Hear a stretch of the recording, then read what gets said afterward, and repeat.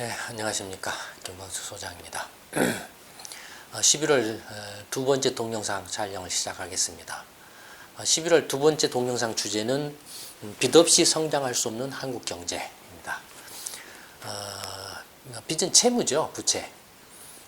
채무 문제에 관해서는 이미 동영상에서 여러 차례 말씀을 드린 걸로 기억을 합니다. 다시 한번 말씀을 드려보겠습니다. 다시 한번 이제 채무 문제를 끄집어낸 배경은 이제 올해 3분기 성장률 문제 때문에 그렇습니다. 얼마 전에 이제 한국은행이 2015년 3분기가 7, 8, 9, 3개월 동안이죠. 실질 성장률을 발표를 했죠. 실질 성장률을 보면 이제 전년 동기 대비 2.6%로 성장한 걸로 나와 있습니다. 전기 대비로 하면 4.8%로 이렇게 푹 뛰었어요. 이건 전기 대비는 통계 자체의 신뢰성도 많이 크게 떨어질 뿐만 아니라 2분기에는 뭐였어요? 메르스 사태가 있어가지고 그 기저 효과가 작용을 하죠. 그래서 그나마 조금 이렇게 안정적으로 이렇게 좀 추세를 비교적 좀 이렇게 정확하게 볼 수 있는 게 이제 전년 동기 대비인데 빨간선이 이제 전년 동기 대비입니다. 보시는 것처럼 이제 2분기에 2.6%로 뭐 메르스 사태가 있었던 1분기 비해서 약간 반등을 했지만 그렇지만은 여전히 이제 그 2.6%에 머물러 있습니다. 올 1월부터 9월까지의 이제 누계 성장률은 2.4%밖에 안 됩니다.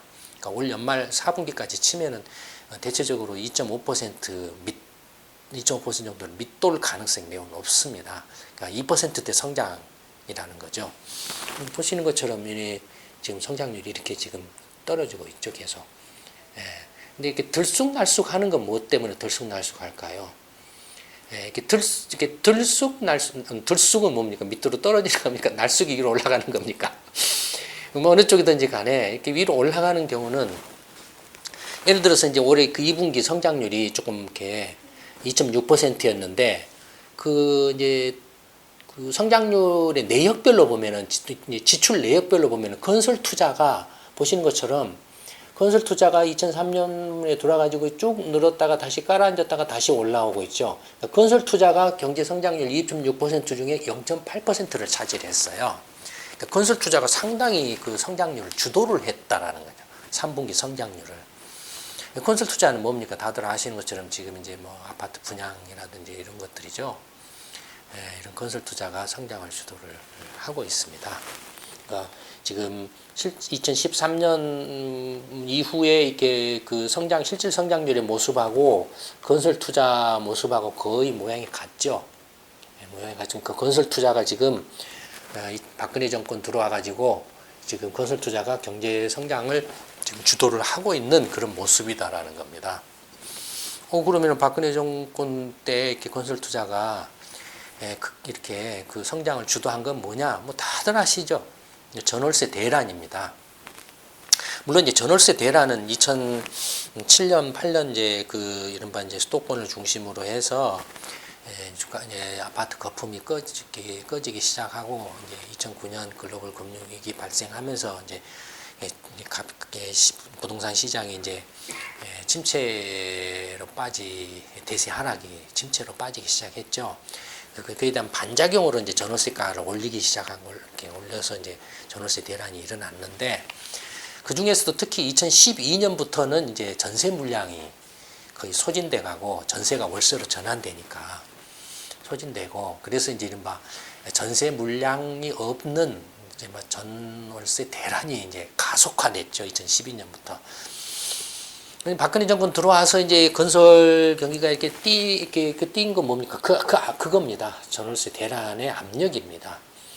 그러니까 어떤 실수요가 어떤 정말로 자금 여력이나 아니면 정말로 이렇게 경기가 좋고, 소득이 좋고, 수입이 좋아서 그래서 이렇게 여윳돈을 가지고 부동산을 사야 되겠다라고 해서 산 그런 수요가 아니고, 그로 인해서 건설 투자가 늘어난 게 아니고, 전월세 대란으로 소득이 안 되는 무주택자들이 밀려가지고 어쩔 수 없이 지금 이렇게 어쩔 수 없이 이렇게 아파트를 이렇게 살 수밖에 없는 전세가나 뭐 매매가나 같다 뭐 이런 식의 이제 이야기까지 와버렸으니까 그런 상황에서 벌어지고 있는 거죠. 그러면 이제 전월세 대란이 이제 앞에서 보신 것처럼 전월세 대란이 이렇게 이제 지금 건설 투자가 성장률을 주도하는 모양새를 이렇게 띄고 있는데 이거 그렇다면 어떻겠습니까? 전월세 대란이 영원합니까? 그래서 대한민국의 모든 사람이 전부 다 그냥 다 아파트 한 채씩 가질 때까지 계속 그렇게 될 것 같습니까? 그렇지 않죠. 미국의 주택 보급률이 얼마인데요? 미국이 굉장히 높은 나라인데 한때는 68%, 69% 갔다가 지금 65%, 63%인가 뭐 이렇게까지 떨어졌죠. 일본의 주택 소유율이죠. 일본의 주택 소유율도 자가주택을 가지고 있는 소유율이죠. 일본의 주택 소유율도 60% 정도, 55%가 이 정도밖에 안 됩니다. 한국도 지금 자가주택 소유자가 55% 정도죠. 전체적으로.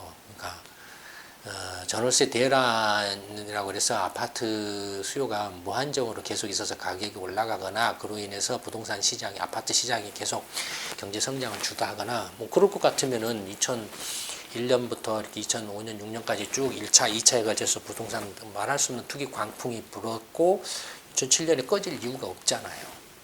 예. 계속 그런 논리라면은 근데 문제는 뭐냐면은 이 건설 투자를 떠받치고 있는 그 돈은 어디서 나오냐 이겁니다. 문제는. 그게 문제예요. 그러니까 전월세 세입을 이렇게 무주택자, 세를 사는 무주택자는 돈이 있어서 세를 사겠습니까? 돈이 없어서 세를 살겠습니까? 당연히 돈이 없어서 세를 살고 있겠죠. 돈이 없으면 어떻게 아파트를 사겠습니까? 돈이 없으면은. 예, 은행에서 돈을 빌릴 수밖에 없죠. 전월세 대란이 일어나니까 박근혜 정권 출범하면서 말 나온 건 뭐였습니까? 야, 우리는 매년 한 45만 원, 50만 원씩 그 서민 주거 안정을 위해서 임대주택이라든지 행복주택이라든지 공공임대주택 같은 걸 뭐 50만 원씩 매년 공급해서 주거 안정을 하겠습니다라고 공약을 내세웠잖아요. 근데 정권 출범하자마자 막 뒤집어 버리기 시작했죠.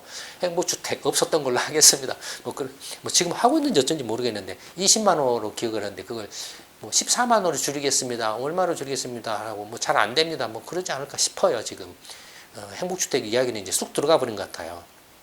그 대신에 뭐가 나왔죠? 그 뒤에 뭐가 나왔죠? 그 뭐 저기 뭐였죠? 그 아이고 갑자기 생각이 안 나네. 그 고급형 임대주택 공급을 한다라는 게 있었잖아요. 그 뭐였죠? 그게 작년에 작년인가 올해인가 뭔가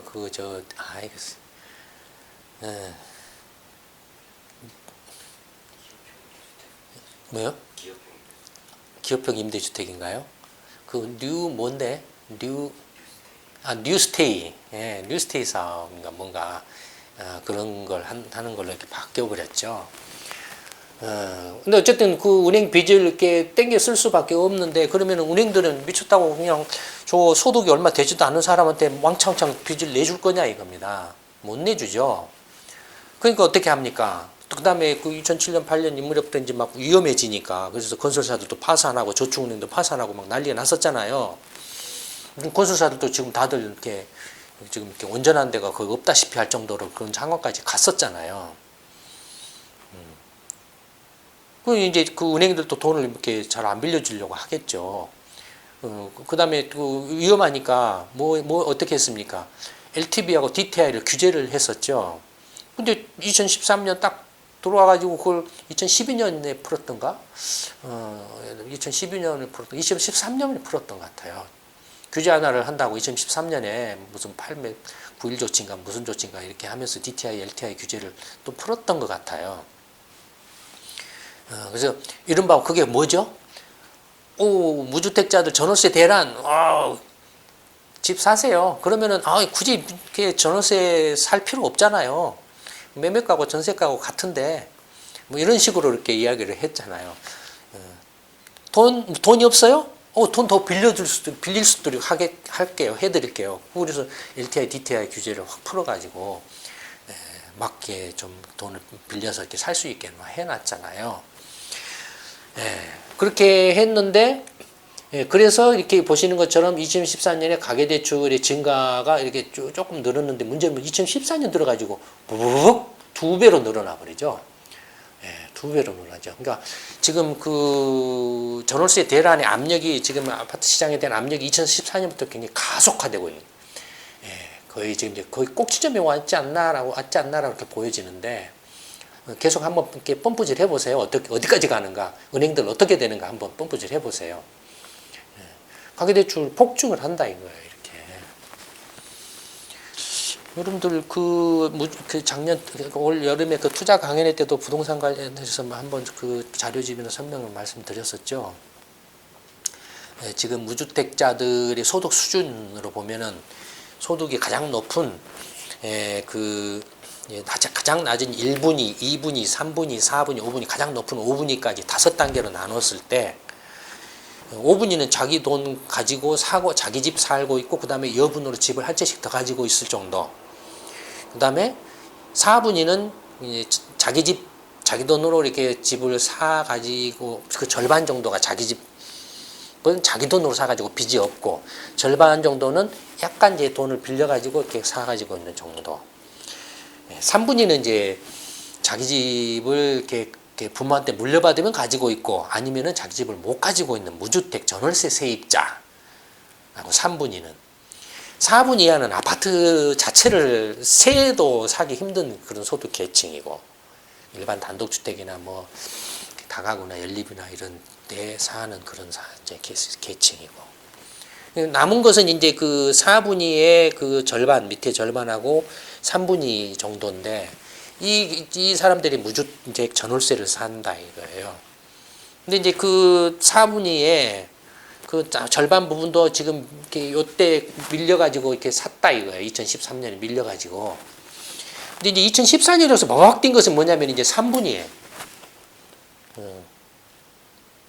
겨우 자기 그 생계 유지하고 애들 좀 이렇게 학비 대고 하는 정도 가까스로 하는 그런 계층. 그 다음에 그 빚내서 아파트를 사기에는 무리인 그런 계층이죠. 근데 그런 계층한테 지금 전월세 대란을 이렇게 악용을 해가지고 새누리당이나 박근혜 정권이 악용을 해가지고 이렇게 벼랑 끝으로 몰아서 빚내서 집을 사세요 했다 이거예요. 빚내서 집을 사지 않을 수 없게 몰아붙였다 이거죠. 그 몰아붙인 결과가 이렇게 지금 나오고 있는 거예요. 놀랍지 않습니까, 여러분들? 이런 게? 2010년, 11년 이건 왜 가계대출이 증가하는 거 어디였죠? 지방 때문에 그랬죠. 예, 부산이라든지 대구라든지 인천이라든지 광주 뭐 이런 지방 도시들이 때 뛰어서 이렇게. 저는 대체적으로 지금 가계대출이 증가하는 이렇게 2007년 이후 이제 거품이 그러니까 2007년 그 이른바 거품 꺼지기 직전에는 60조 원이었습니다. 뉴타운 꼭지점에 달했을 때 서울 수도권에. 그 후에는 이제 좀 떨어졌다가 지방이 올라서 이렇게 됐다가 가라앉았다가 지금 뽀박 올라갔습니다. 그럼 가계대출이 이렇게 증가하면은 뭐가 문제가 될 것 같습니까? 통정에 이제 경제가 조금이라도 그냥 그 문제가 생겨버리면 대규모 부실이 발생하죠. 뭐 이자도 못 갚아요. 지금 그나마 이제 금리가 낮기 때문에 그것 때문에 지금 버티고 있는데 여러분들 올해 연말 경제전망 세미나를 주의 깊게 들어보시기 바랍니다. 여유된 시간 되신 분은 꼭 와서 한번 들어보시기 바랍니다. 중요한 이야기를 할 겁니다. 아마 내년에 그럴 가능성이 굉장히 높아요. 금리가 영원히 이렇게 낮아질지 아니면은 다른 어떤 이렇게 금리가 올라갈 수밖에 없는 그런 상황이 벌어질지는 장담을 할 수 없습니다. 장담을 할 수 없어요. 그거 한번 경제전망 세미나 때 한번 와서 꼭 들어보시기 바랍니다. 어쨌든 이런 식으로 이렇게 경제가 문제가 생기면은 이제 난리가 나겠죠. 난리가 나겠죠. 이걸 떠받쳐 주려면 어떻게 해야 됩니까? 계속 3분위가 이렇게 그 3분위가 전체 가구의 3분위 계층이 그러니까 100명이면은 20명, 20명, 20명, 20명, 20명이에요. 근데 20명이 지금 어떻습니까? 거의 소진돼 가고 있다고 봐야 됩니다. 무한정으로 20명이 있는 거 아니에요. 그럼 밑에 4분이 또 20명 끌어들이면 더 빌려줘요? 더 빌려줘요? 불가능하죠. 그 다음에 이 3분위 자체도 지금 위태위태합니다. 버틸 수 없어요. 버틸 수 없습니다. 그러니까 이렇게 반등으로 지금 이제 무주택자들이 아파트를 사면 어떤 아파트를 사겠습니까? 아파트를 산다라면 당연히 소형이나 중소형, 그 다음에 싼 거를 살 수밖에 없죠. 자녀나 소득이 안 되니까 그거 사더라도 은행 빚을 이렇게 끼고 살 수밖에 없어요. 그걸 산다고 해도. 그러니까 소형이거나 중소형, 낡은 오래된 거 이런 아파트를 은행 빚을 끼고 산다 이거예요. 그러면 그 소형이나 중소형에 살았던 사람은 어떻게 하겠습니까? 그 사람은 아파트를 팔고 나갈 거 아닙니까? 그럼 어디로 나가요? 이 사람들이 이제 은행 빚을 땡겨가지고 또 새 분양하는 아파트를 지금 사고 있다 이겁니다. 그래서 그것이 지금 가격을 지금 지방뿐만이 아니라 수도권 지역, 서울이나 수도권 지역에서도 이렇게 소형이나 중소형을 중심으로 해서 새로 신규 아파트 분양되는 아파트 가격을 끌어올리고 있는 요인으로 작용하고 있다 이겁니다. 중대형이나 대형은 여전히 깔아앉고 있습니다. 그러니까 그런 상황인데, 그러면은 이렇게 빚이 급증을 하면은 어떻게 되겠습니까? 당연히 이제 여유가 없어지겠죠. 가게가 은행 이자 갚느라고 정신이 없을 거니까 여유가 없어지겠죠. 여유가 없으면은 어떻게 되겠습니까? 소비를 줄이겠죠. 지출을 줄이겠죠. 그 지출이 줄어드는 모습이 뭐냐면 가게가 이제 은행으로부터 빚을 빌린 게 이제 대출을 받은 거고, 이것은 판매 신용은 카드 사용을 말합니다. 카드 사용을 말하는데, 보시는 것처럼 카드 사용이 2013년 쭉 줄었죠. 조금 이렇게 뛰었는데 확 줄었어요. 그러다가 조금 반등을 했다가 다시 이렇게 확 이렇게 가계대출이 급증하면서 이렇게 확 줄었어요. 그러니까 그만큼을 이제 은행 이자로 뺏기고 있다라는 거죠. 그 다음에 보시면 이게 뭐냐면 이제 민간 소비가 이제 경제 성장률이 기여한 기여도를 나타냅니다. 보시면은 가계대출이 급증하니까 금융위기 전에는 3% 정도로 성장률을 끌어올리게, 근데 경제 성장률이 5%다면 그 중에 소비가 3%를 차지를 했어요. 2007년 전에는. 근데 2008년 금융위기 나고 난 후에 휘청했다가 그 후에 이제 이게 3%가 가계 소비가 2%로 떨어졌어요. 2010년, 11년. 이때는 이른바 현대차라든지 삼성전자가 스마트폰이 대박을 치던 이런 때인데도 가계 소비는 줄어들었어요. 가계 소비가 줄어든 건 뭐 때문에 그렇습니까? 가계 대출이 그때 2010년, 11년에 증가했죠. 그걸 반영하고 있는 겁니다, 지금.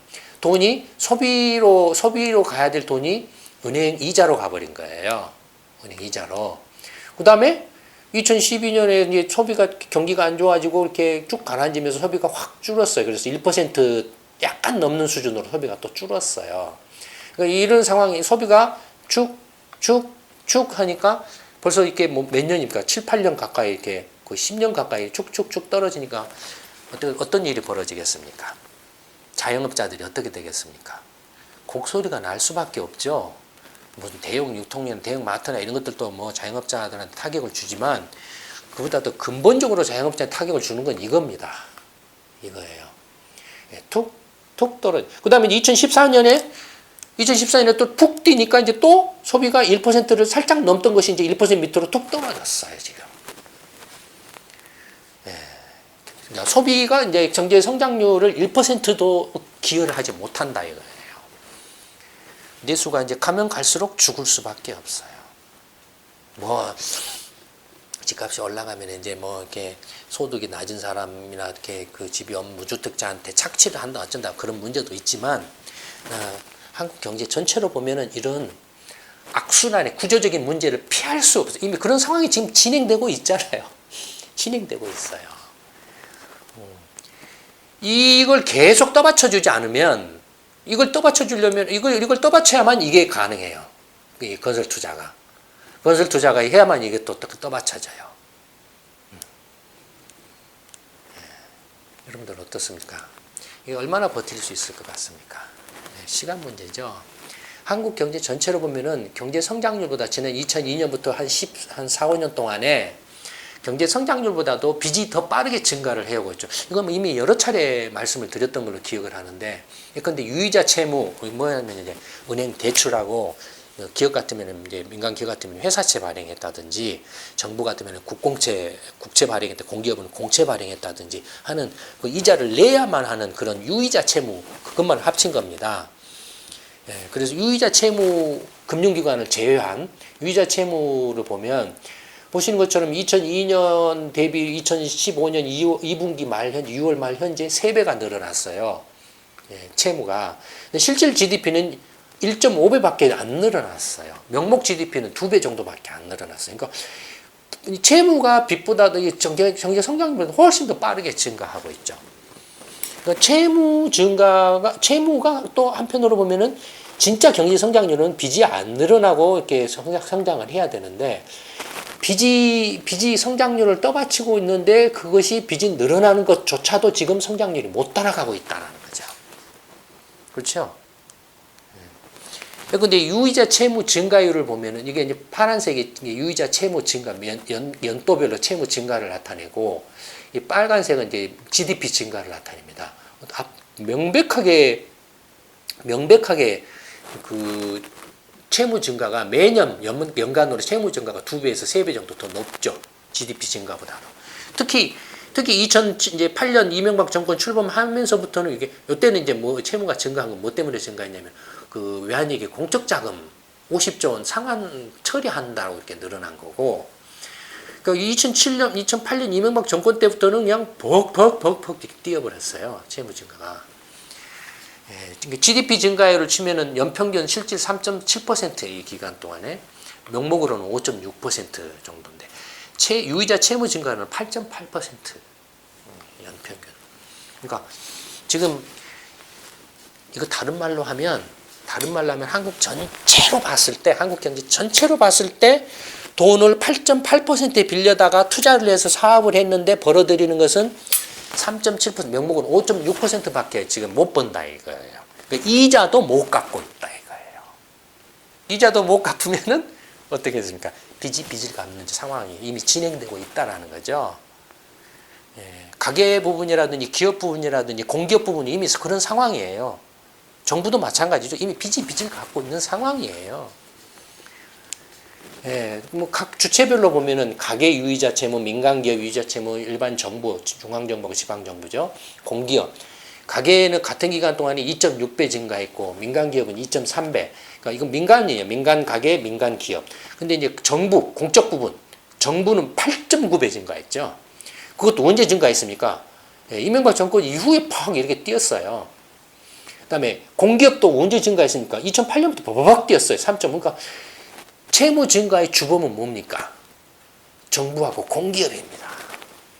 물론 가계도 지금 채무가 증가하고 있죠. 그러니까 이 엉터리, 그러니까 직접 자기들이 이렇게 마음대로 쓸 수 있는 한 것들은 막 질러대고 있고, 그 다음에 가계에 대해서는 아까 앞에서 보신 것처럼 벼랑 끝으로 몬다 이거예요. 전월세 대란을 악용해가지고 벼랑 끝으로 몰아서 이런 식으로 선택할 수밖에 없게 만들어 놓는다 이겁니다. 이런 상황이다. 그러니까 한국 경제 전체로 보면은 계속 말씀드리죠, 이미. 근데 그건 이미 오래전부터 계속 소장님이 그런 이야기 하시던데 언제 그러면 난리가 납니까? 다가오고 있죠, 지금.